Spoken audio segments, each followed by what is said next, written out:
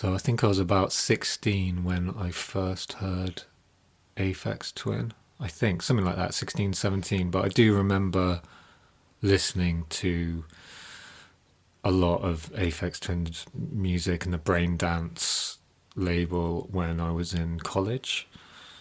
I studied popular music and we used to go and like listen to music a lot. It was kind of a cool time actually because it was kind of a dilapidated old college, rugby college, and I think where we did our music lessons got knocked down like years ago. But there was only a few of us. The course started with like about 20 people, and then a couple of months in, most people left. So it was about 5 or 6 of us, and we were all sort of friends. So we used to like, yeah, just play music, and then go and listen to music. And I was listening to a lot of different things, but a lot of avant-garde at the time. I still do. So we used to go back to each other's houses and like we used to like smoke hash because for some reason hash is all you used to be able to get in rugby. And we used to just like, yeah, get high at college outside the music room and like go in and play like improvised music. It was a nice time. I mean, I was having loads of difficulty with my family, and like it was a really difficult period of time as well, to be honest. But like there was some fun and escape with music. And I remember listening to the Window Licker EP. Sorry, the Come to Daddy EP, which I had owned on CD and tape over the years, and vinyl. Like I bought it a bunch of times, but it is a real masterpiece of electronic music in my opinion. And I remember when we used to listen to it, we all used to talk about how it got made because it just sounded so different. And it was just like, how the hell do you make something like that? I remember thinking like it just sounded so unique, so different, so strange, and just I think voluptuous bouncing ball, which is one of the pieces off it, just sounded like insane. I mean, it still does. And yeah, it just had a real effect on me. It's when I started to make electronic music for myself. Really, that started earlier when I was in bands, really. So that's a lot earlier, really. And I already owned a synth, like a Yamaha SY85, this like giant, really heavy synthesizer. That, yeah, I just remember like my arms and hands hurting, like carrying it to band practice. But you could program on it and you could make like different loops on it and stuff. And I had this little sampler, this like SU10 sampler, Yamaha SU10. It had like, I think about 7.5 seconds of sample time on it, which was all you would really get in a hardware sampler back then, unless you bought like a giant Akai, which we had at the music studio. So anyway, like it's been interesting because I've revisited it, the Aphex Twin, and a lot of music from that era over the last couple of years, just out of curiosity, thinking back to those original kind of moments, aha moments of listening to things and being transported. So yeah, I sort of like re-listened to like Philip Glass and Steve Reich, Aphex Twin. They were all really powerful musical experiences for me around in my teenage years. So what is it like now? Is there a difference when you listen to them? Yeah, there is, and there isn't. I think what's really awesome about now is like you can just like listen to someone's discography like from start to finish. I tend to do that. I tend to like binge on different artists and just like listen to their whole discography. Like right now I'm working through Frank Zappa's He's made like, I don't know, 70 albums or something. I've listened to about 20 of them. So it's just like every day at sort of like 3 o'clock in the afternoon, I'll just like lie down with my headphones and I'll just listen to an album. And that's been really amazing. So I listened through like all of Aphex Twin's albums, which was quite difficult to be honest, because a lot of it is like not great, but like he doesn't care that it's not great, and that's part of what I wanted to talk about actually. So yeah, and also now I have like mad production skills now. Like I can create things to an extremely high level, which has taken me like 30 years. But when I listen to Aphex Twin now, I can understand how he made it. And at the time, I had no idea, like zero idea how he did it. But now I know how he did it. So that's a really interesting development in myself, to have this sort of retrospective experience, and I can sort of pinpoint the things that were interesting to me, because that's really what I'm doing. I'm writing an album. I'm listening to albums, and I'm finding things that appeal to me, and then I'm adapting them into my writing. So yeah. So what have you pinpointed? Well, with Aphex Twin specifically, that he used a program called Metasynth to create the Window Licker EP, but also you can hear it on the Come to Daddy EP. So it's like this software program where you use images to create the sound. Basically, you can like import like an image, a JPEG image into the program, and it will generate sound from that image. It's cool. Yeah, it is a really cool program. It's really unique, and there are a bunch of other programs as well that he used and also developed with other software engineers, because I know that he is a geek who created his own software as well. Like he was a kind of a geeky kid, created his own computer games originally and then developed into music production. So there's a program as well which I wanted to recommend for anyone who would be interested, called Sample Brain, and it's a free app on, you can, if you just type in Sample Brain Aphex Twin download in Google, you can get a copy of it. They've made it for Linux and PC and Mac, free. And he developed that with another software developer, and basically that's really interesting as well. It's kind of like an artificial mind, and you can put sample sounds into its brain.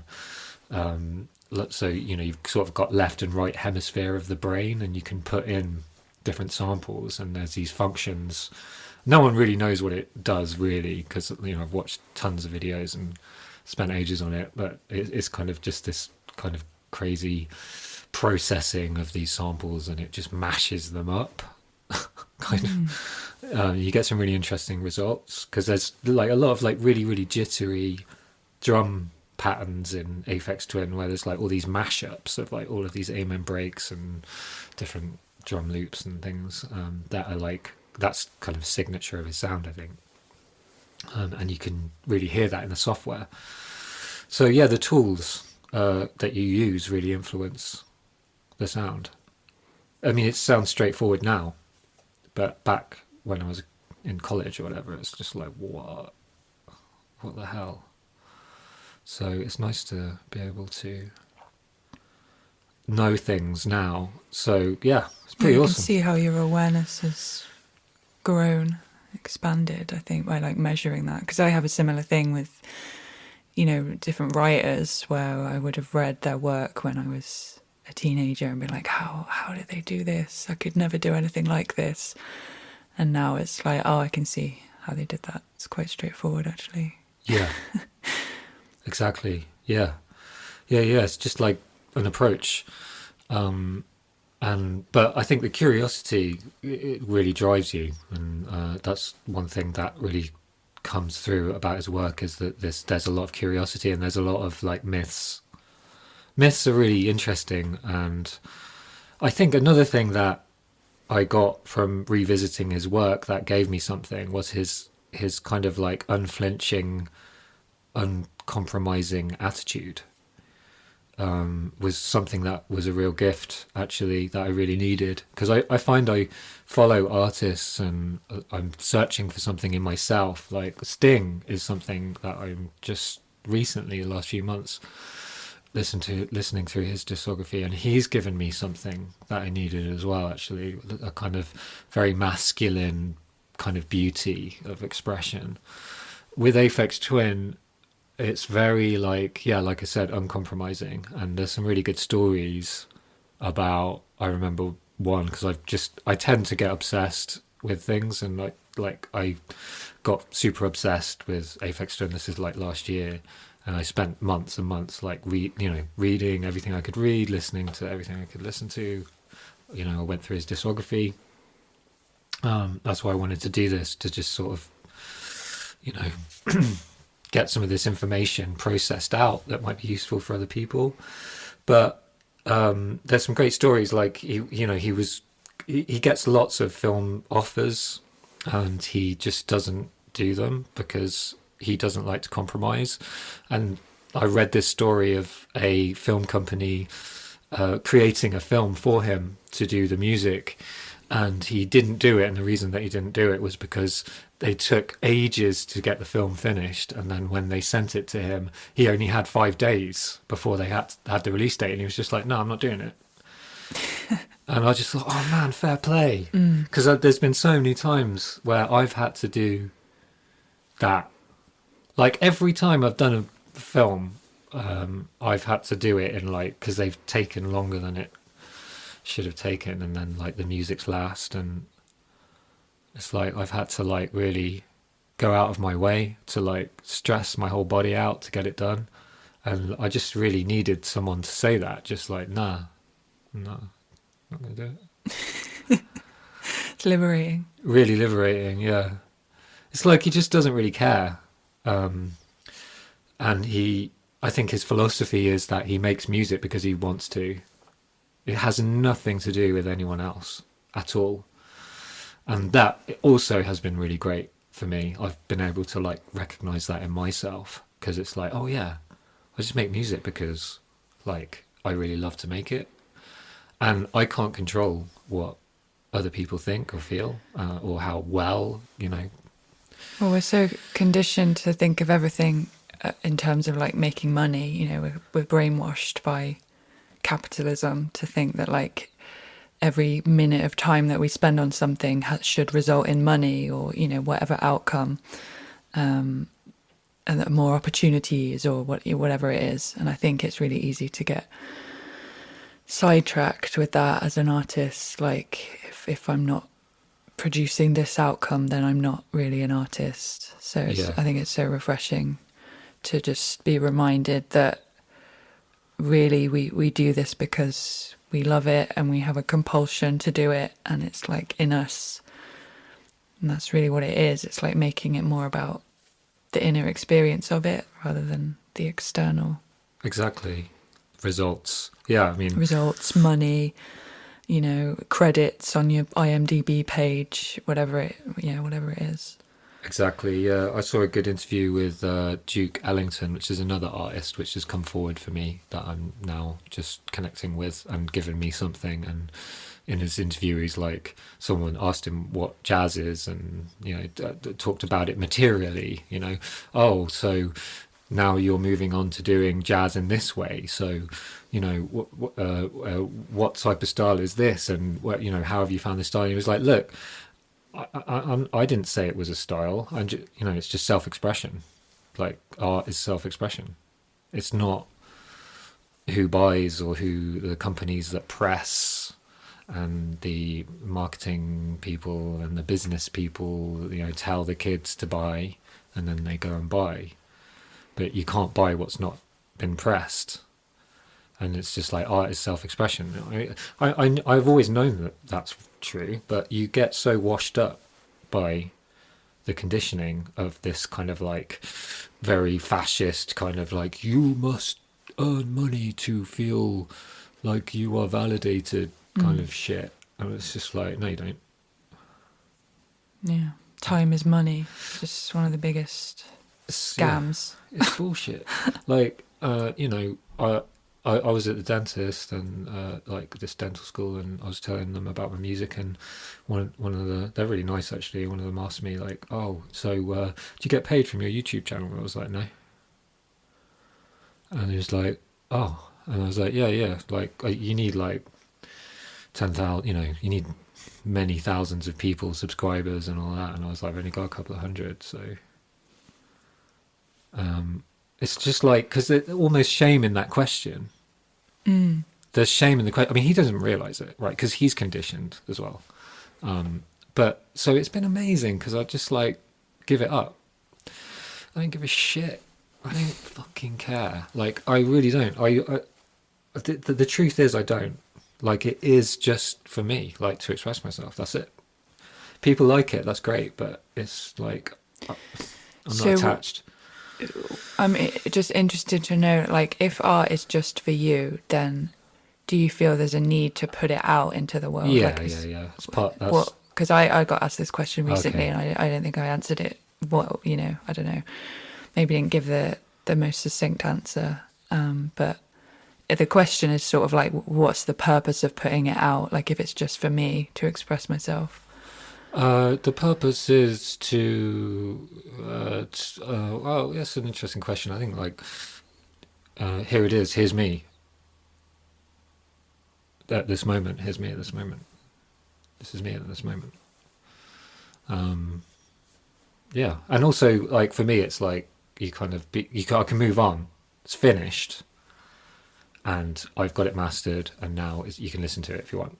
I'm now working on my next thing. If I just had hard drives full of, I do, to be honest, I have hard drives full of unfinished material. It's just part of the process. But there is something about moving on to something new in publishing, I think, for myself. Like, for Aphex Twin, as you know, this is an episode about him. He's always, he makes a track a day from start to finish. Wow. I mean, not every day probably, but that's his philosophy. And that's also been something that's been quite influential on me because I've always just been like just ridiculously obsessed with the mix and everything. Used to spend like months on one mix on one track.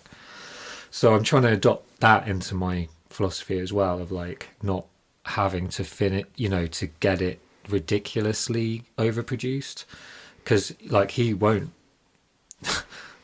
at all. But a lot of his music is really like rough, like not like just lazy as well, in my opinion. Not to put him down or anything like that. And like I said, he doesn't care what I think.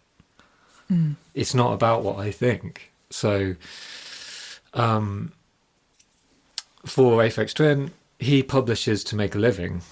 So, like for him, it's like he'll put an album out to make money, right? So he can survive, and he's rich, and it's great because he does what he wants. He's rich, and he doesn't compromise his integrity. That's an amazing Do you thing. think he would still be doing what he was doing if it wasn't making any money? Yeah, that's the point. Yeah, yeah, he would. I think David Lynch was like that, wasn't he? I think he said once that. I mean, during Eraserhead, he had like a paper round to to try and make money, but he didn't care because he was just in this outhouse at the American Film Institute making this film that he loved with people that he loved, and Yeah, he was happy doing that. As happy probably as he was as a rich director, living in the Hollywood Hills. yeah, exactly. It's just like, oh, you're going to be making art no matter what. Like, you're making art. Okay, you're doing this. You're making art. You're doing that. It doesn't. It's not any different, really. Like, I mean, I've got real minimal equipment now, which I've always had all like massive basement studio with like brimming with technology, and it's just like it's been great because I've had less stuff, like just a few things, and so it's like it's not really where you are, what you have, or anything like that. It's just really just self-expression, and doing things that you truly believe in, because that's another thing I think that is powerful, is that he just does what he wants to do. And there's some great stories, and there's some great myths which I wanted to talk about as well, because he doesn't like to do interviews, and he did interviews for 1 year of his whole career when he was on Warp, because they pressured him to do it. So he did 1 year of interviews, and this is in the late 90s or mid 90s. So you can listen to him talking in the mid 90s, and there's like maybe a couple of hours worth of interviews. But he hated doing them, and he'd get so bored that he would just make stuff up, just to amuse himself.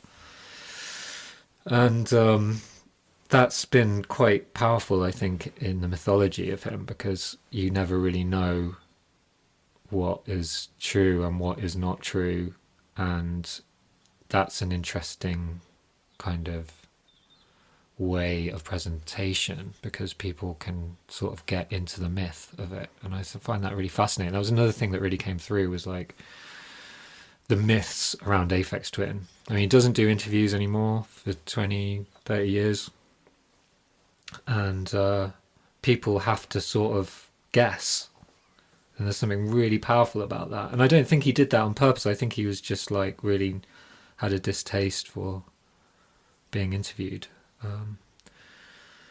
So he would just like make fun of the situation. But you hear all these great stories, like he did a DJ set and used sandpaper, like on instead of a record, because he liked the sound of sandpaper on the. He was like, yeah, that sounded really, really good. Like, you just imagine going to a venue and like the DJ doesn't play any music but just puts sandpaper on there. This is the uncompromising part, right? It's just like It's just like a little kid playing. Yeah, exactly, yeah. And a friend of mine went to see him and said, "Oh yeah, it was just basically you couldn't see him on stage, but there was like two people dressed up as teddy bears with his sort of evil face on." Just like jumping around on stage, bouncing on each other, and that was the show. Yeah, there's loads of stories like that. Like there was an article I read where two people went to see his show, but you couldn't see him on stage because he was like in this spaceship. And then midway through the show, they had this freakish experience of like he was like walking through the crowd, like smiling. And they're all like, fuck, was that Richard D. James? Or did we just imagine it? You know, so he's like sort of playing with the audience. We're going back to Lynch. It's a similar thing, isn't it? Like never explaining Right. what your movies are about. Yeah, totally. Oh, yeah. Like, what's Eraserhead about? And it's like, oh, it's my most spiritual film. Tell me more. No.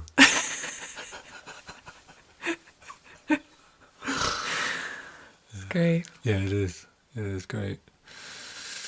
Yeah, so something to adopt into myself, I think. I do feel like I'm just going to stop explaining myself. Well, after this episode. Well, it's something that has been evolving in me for a while. You know, because I've always been so open about everything that I'm doing. But, like, it's art, so why do that? I might as well just be like, I don't know. Because it's true, I don't. Like, I do and I don't. Let it speak for itself. Yeah. It is like a process of the unconscious. It's working through feelings. That's what I'm using to make it. So I'm not using my intellectual brain. So I think also it's a seduction, isn't it? To be held back and like not showing all your cards. yeah. To just let the art be there. And, you know, I find this when I have writers submitting to the journal and they attach their story, and then in the email they give me a big long explanation of what the story is about and Right. what inspired them. And it's like, Don't put thoughts in my head.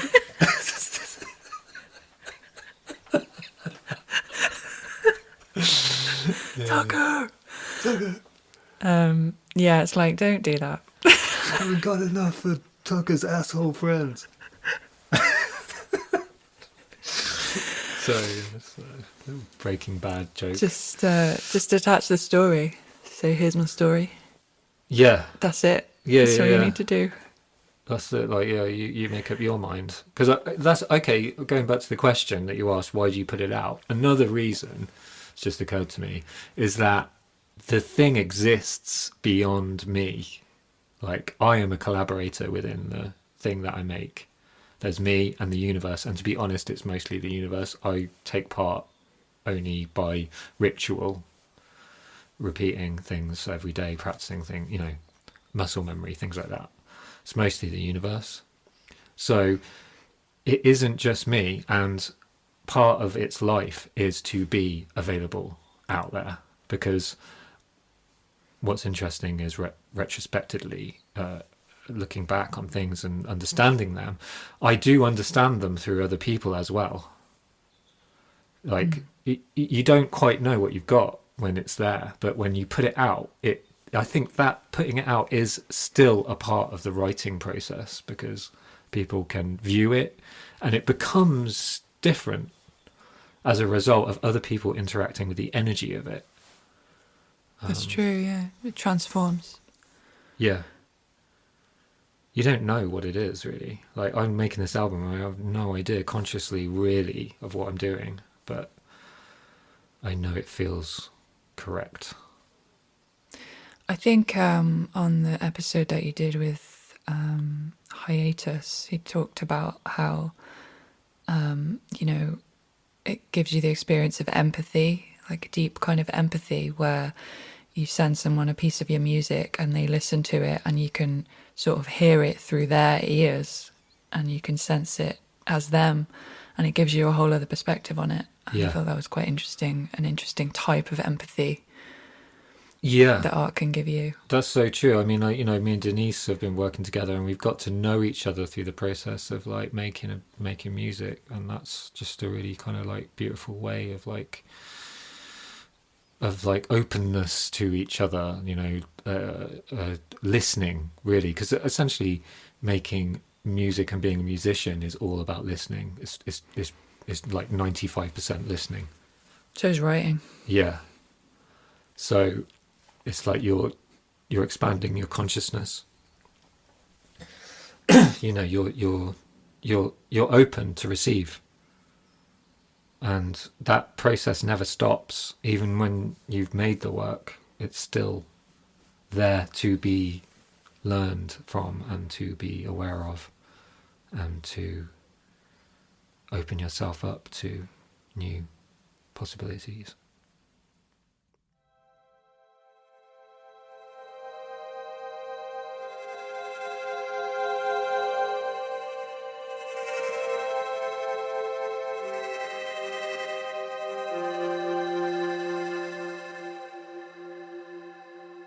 We'd really love it if you could help us to grow the podcast and grow the community. So if there's anyone you have in your life who you think might enjoy Pivotal Slice, please do recommend. It goes a long way. It does, and you can subscribe to our Patreon for as little as £3. You can also pay a bit more and get exclusive episodes and juicy content. Or if you fancy buying us a coffee, that would help us a lot to keep growing and give us a little energy boost. You can write a review on Apple Podcasts, Audible. You can rate us on Spotify, and you can engage us on YouTube by liking, commenting, and subscribing. This will go a long way in moving through the algorithm universe.